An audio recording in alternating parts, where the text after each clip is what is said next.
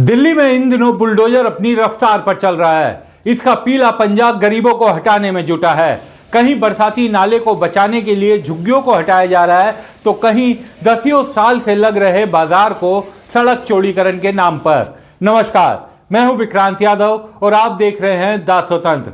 चुनाव से पहले जहां झुग्गी वहां मकान का वायदा कर दिल्ली में बीजेपी को सत्ता तो मिल गई, लेकिन अब अवैध निर्माण हटाए जाने के नाम पर गरीब और मजलूम ही इसके ज्यादा शिकार बन रहे हैं। अब यहाँ का नाला और आगे का नाला और वहाँ का निशान नाला से देखने ज्यादा पर लिया जाके घर देखना, आधे आधे यहाँ घर पे जितना बचता। चौड़ा होगा ना शायद ही नहीं मिलेगा आपको, शायद ही। यहाँ जितना बोलो उससे ज्यादा तोड़ा गया है। कोई नहीं भाई, राज है इनका, सरकार मिलकर केंद्र मिलकर कुछ भी कर सकते। तो गए चाचा, देख रहे हो चाचा का घर आधा बचता, आधा से ज्यादा तोड़ दिया, पूरा तोड़ दिया। अब कहाँ जाएंगे? ऐसी सोए रात भर उधर ही हम। छज्जा जाना था, निशान मिला गया छज्जे का, छज्जे से पूरा ही ले गए। रात भर ऐसे सोए, इसमें सोया, ये पाइप कोई ठंडा यहाँ था। सो रहे, कहीं कोई यहाँ सो रहे।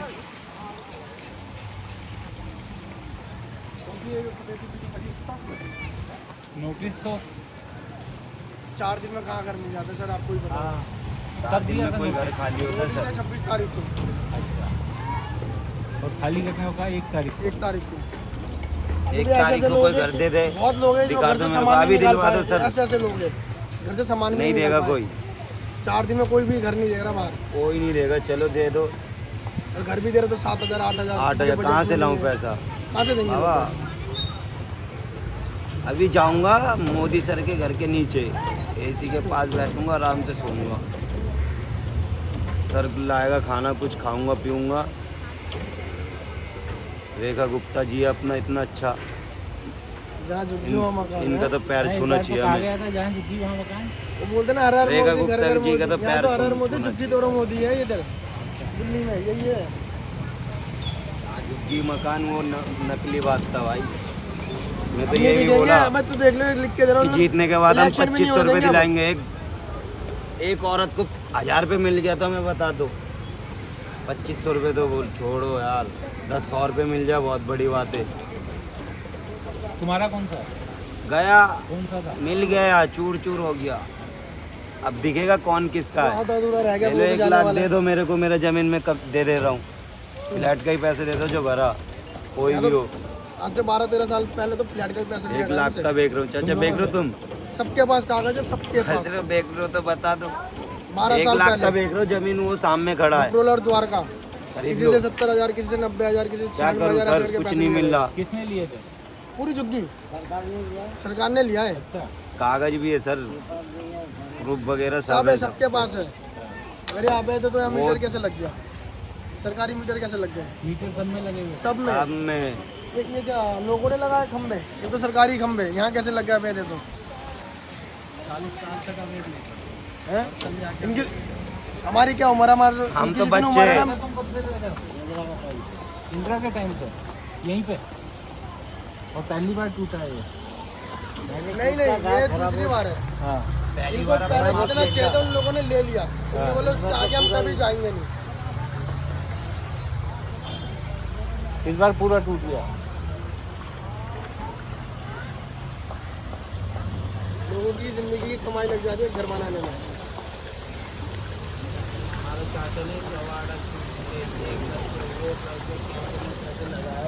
लाख इन्हें हजम ही नहीं हुआ। अल्लाह हमें रेखा गुप्ता जी ने अच्छा किया, जो किया सही किया। मोदी जी आपने भाई अच्छा अब किया। देख लेना, इलेक्शन में आपने नहीं कुछ होने गलत देंगे नहीं किया। कोई इलेक्शन ही नहीं हम लड़ा सुबह से जाएगा। नहीं खा पा रहे, नहीं पी पा रहे, पानी कहाँ से पीऊँ, कहाँ से पानी नहीं आ रहा पानी कहीं। दिल्ली के तैमूर नगर के नाले के चौड़ीकरण के नाम पर 100 के करीब झुग्गियों को तोड़ दिया गया। हाईकोर्ट ने इस नाले के आसपास अवैध निर्माण हटाने का निर्देश दिया था। पास ही के पोश महारानी बाग के निवासियों का कहना था कि नाले के आसपास कब्जा होने के कारण बरसात में पानी भर जाता है। खास बात यह कि यह भी दावा किया जाता रहा कि अवैध बांग्लादेशी यहां रह रहे हैं, लेकिन बीजेपी के स्थानीय पार्षद के पति और ओखला से चुनाव लड़ने वाले मनीष चौधरी ही इस पर सवाल उठा रहे हैं। वो कोर्ट के आदेश से यहाँ के सब लोग निराश हैं। हज़ारों परिवार, हज़ारों लोग यहाँ पर आहत हैं, क्योंकि जो महारानी बाग RW इस केस को लड़ रही थी, जो ये शिकायत करते थे कि हमारे यहाँ पानी भरता है, पानी कहीं भी नहीं भरना चाहिए, ना ही तैमूर नगर ना महारानी बाग। उसके लिए हम भी पीछे, मेरी जो वाइफ है यहाँ से निगम पार्षद है, नाला MCD के पास ही आता था, नीतू चौधरी, तो तीसरी बार निगम पार्षद है वो यहाँ से, तो हमने नाले की सफाई कराई थी और पिछली बारिश में, पिछले मानसून में यहाँ पानी नहीं भरा था। चलो फिर भी ठीक है, उन्होंने जो याचिका दायर की कोर्ट में, कोर्ट ने आदेश किए, लेकिन 9 मीटर नाला महारानी बाग में, यही नाला, ये नाला यहाँ से निकल के जा रहा है, तो यहाँ तो 9 मीटर है और वहाँ जाके तैमूर नगर में आप इसको 27 मीटर कर दो, ये कहाँ का इंसाफ है। तो अगर आपको करना ही था तो पहले तो आपको बराबर करना चाहिए, तो वहाँ भी चौड़ा करना चाहिए और यहाँ भी चौड़ा करना चाहिए। तो उसके लिए जो है कोर्ट ने, मुझे नहीं समझ में आता क्या सोच के ये आदेश करे हैं, और सुनने से भी मना कर दिया है, और क्या उनको वीडियोस, क्या यहाँ के फ़ोटोज़ दिखाए गए हैं, मैं इस बारे में जो है ठीक तरीके से नहीं कह पाऊँगा। आज DDA भी हमारे पास है, फ्लड भी हमारे पास, दिल्ली सरकार, केंद्र सरकार हमारी है, लेकिन ये ऑर्डर कोर्ट ने किए हैं।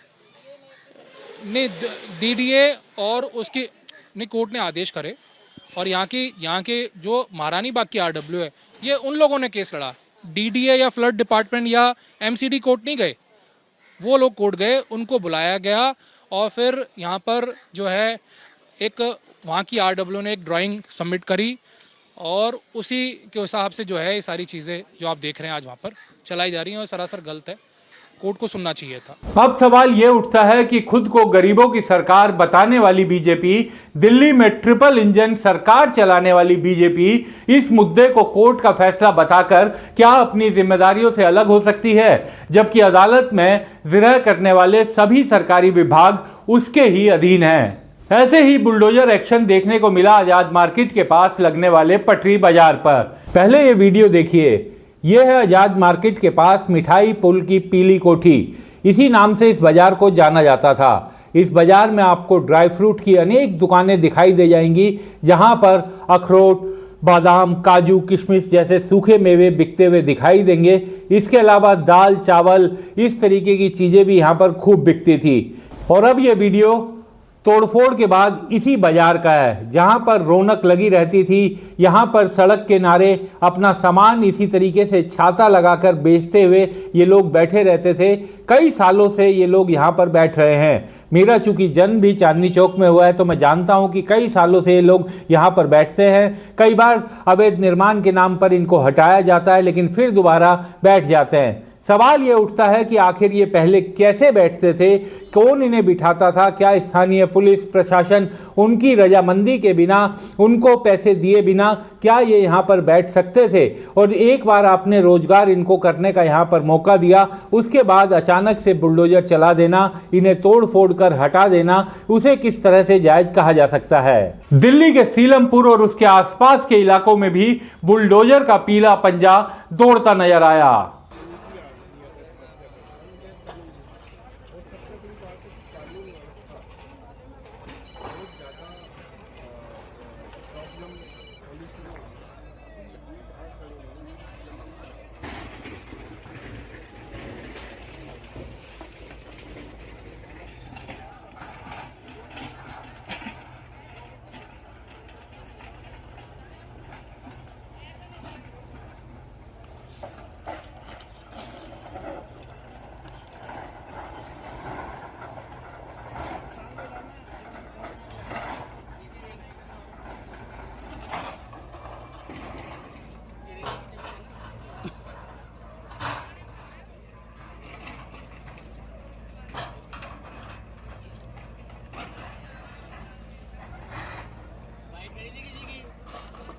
हम सवाल कानूनी और गैर कानूनी का नहीं उठा रहे, बल्कि अमीरी और गरीबी का उठा रहे हैं। ये सही है कि ये सरकारी जमीन हो सकती है, लेकिन सालों से ये कैसे यहाँ रह रहे थे?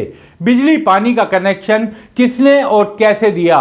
जब इनको बसाया गया तो किन लोगों ने पैसा लेकर इन्हें बसाया?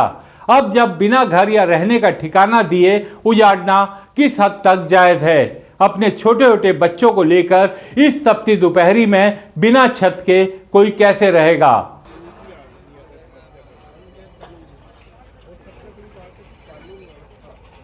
से यहाँ पर रह रहे हैं, एक बार भी इन लोगों ने कुछ बताया नहीं है। घर भी हमने कर्जा लेके बनाया है, लेकिन इन लोगों ने हमें बताया नहीं है और एकदम से अचानक आए हैं।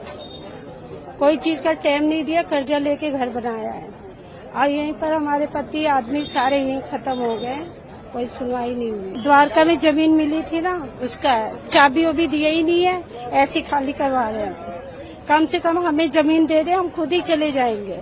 अब हमें किराए तक के पैसे नहीं है, 6,000 कहाँ से देंगे? गरीब आदमी पेट भरने के पैसे नहीं, किराए के पैसे कहाँ से देंगे? जब से यही हमारे बच्चे बड़े हुए यही अब हो गए। एक लड़का मेरा खत्म भी हो गया, मार दिया गया है। जब से कोई सुनवाई नहीं हुई है। अब बताओ यहाँ से खाली करेंगे, हम जाएंगे कहाँ?